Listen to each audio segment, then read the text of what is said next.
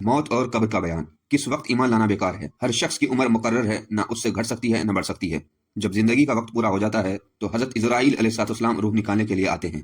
اس وقت مرنے والے کو دائیں بائیں جہاں تک نظر جاتی ہے فرشتے ہی فرشتے دکھائی دیتے ہیں۔ مسلمان کے پاس رحمت کے فرشتے ہوتے ہیں اور کافر کے پاس عذاب کے۔ اس وقت کافر کو بھی اسلام کے سچے ہونے کا یقین ہو جاتا ہے، لیکن اس وقت کا ایمان معتبر نہیں، کیونکہ ایمان تو اللہ رسول کی بتائی باتوں پر بے دیکھے یقین کرنے کا نام ہے، اور اب تو فرشتوں کو دیکھ کر ایمان لاتا ہے۔ اس لیے ایسے ایمان لانے سے مسلمان نہ ہوگا۔ مسلمان کی روح آسانی سے نکالی جاتی ہے اور اس کو رحمت کے فرشتے عزت کے ساتھ لے جاتے ہیں، اور کافر کی روح بڑی سختی سے نکالی جاتی ہے اور اس کو عذاب کے فرشتے بڑی ذلت سے لے جاتے ہیں۔ مرنے کے بعد روح کسی دوسرے بدن میں جا کر پھر پیدا نہیں ہوتی، بلکہ قیامت آنے تک عالم برزخ میں رہتی ہے۔ یہ خیال کہ روح کسی دوسرے بدن میں چلی جاتی ہے، چاہے آدمی کا بدن ہو یا جانور کا، پیڑ پودوں میں، یہ غلط ہے۔ اس کا ماننا کفر ہے۔ اسی کو اوا اور تناسق کہتے ہیں۔ موت کیا ہے؟ موت یہ ہے کہ روح بدن سے نکل جائے، لیکن نکل کر روح مٹ نہیں جاتی ہے بلکہ عالم برزخ میں رہتی ہے۔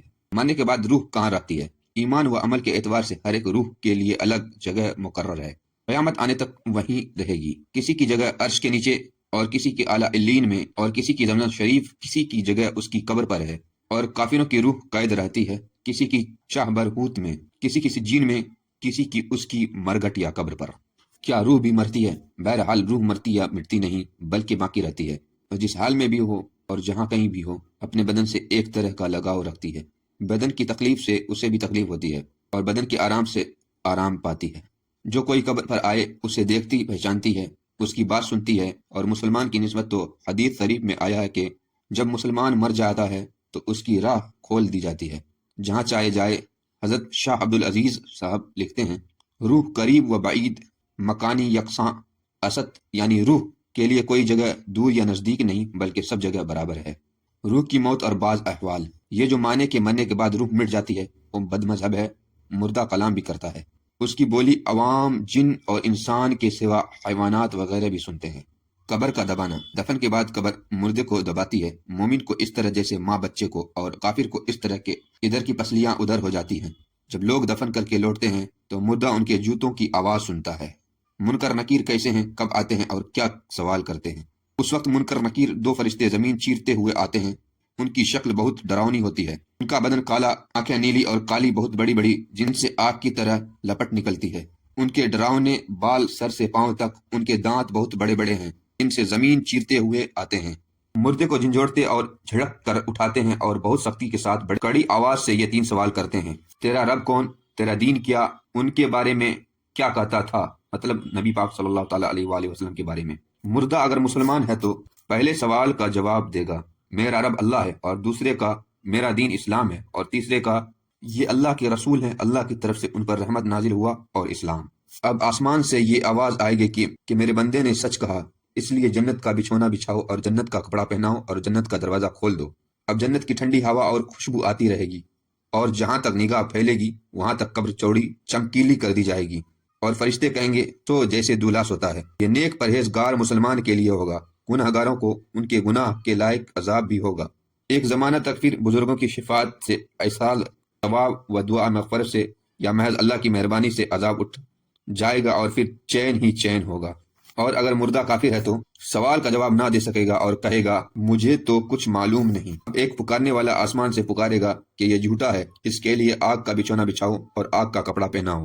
تو جہنم کا ایک دروازہ کھول دو، اس کی گرمی اور لپٹ پہنچے گی، اور عذاب دینے کے لیے دو فرشتے مقرر ہوں گے جو بڑے بڑے ہتھوڑے سے مارتے رہیں گے، اور سانپ بچھو بھی کاٹتے رہیں گے، اور قیامت تک طرح طرح کے عذاب ہوتے رہیں گے۔ تنبیہ: قبر میں کس کس سے سوال نہیں ہوتا؟ حضرت انبیاء علیہ السلام سے نہ قبر میں سوال ہو، نہ انہیں قبر دبائے، اور سوال تو بعض امتیوں سے بھی نہ ہوگا، جیسے جمعہ اور رمضان میں ماننے والے۔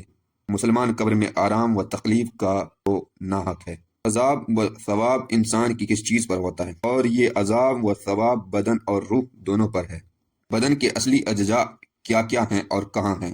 بدن اگرچہ گل جائے، جل جائے، خاک میں مل جائے، مگر اس کی اصلی اجزاء قیامت تک باقی رہیں گے، انہی پر عذاب و ثواب ہوگا، اور انہی پر قیامت کے دن پھر بدن بن کر تیار ہوگا۔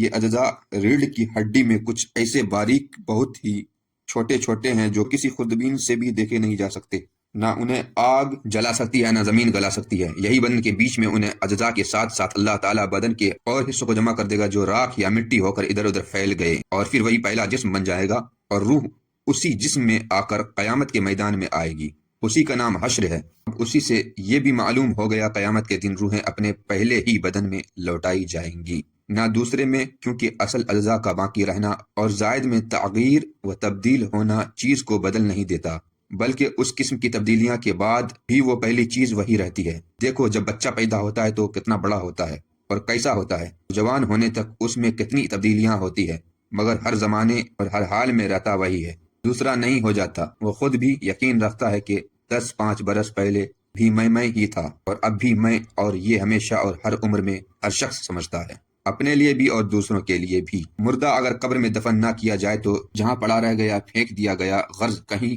تو اس سے وہیں سوال ہوگا اور وہیں عذاب پہنچے گا، یہاں تک کہ جیسے شیر کھا گیا، اس سے شیر کے پیٹ میں سوال ہوگا، اور عذاب ثواب بھی وہیں ہوگا۔ قبر کے عذاب و ثواب کا منکر گمراہ ہے۔ کن لوگوں کے بدن کو مٹی نہیں کھا سکتی؟ مسئلہ نبی، ولی، عالم دین، شہید، حافظ قرآن، جو قرآن پر عمل بھی کرتا ہے اور جو منصب محبت پر فائز ہے، وہ جسم جس نے کبھی گناہ نہ کیا اور وہ جو ہر وقت درود شریف پڑھتا ہے، ان کے بدن کو مٹی نہیں کھا سکتی۔ جو شخص انبیاء اکرام علیہ الصلوۃ والسلام کو یہ کہے کہ مر کے مٹی میں مل گئے، وہ گمراہ، بددین، خبیث، مرتکب توہین ہے۔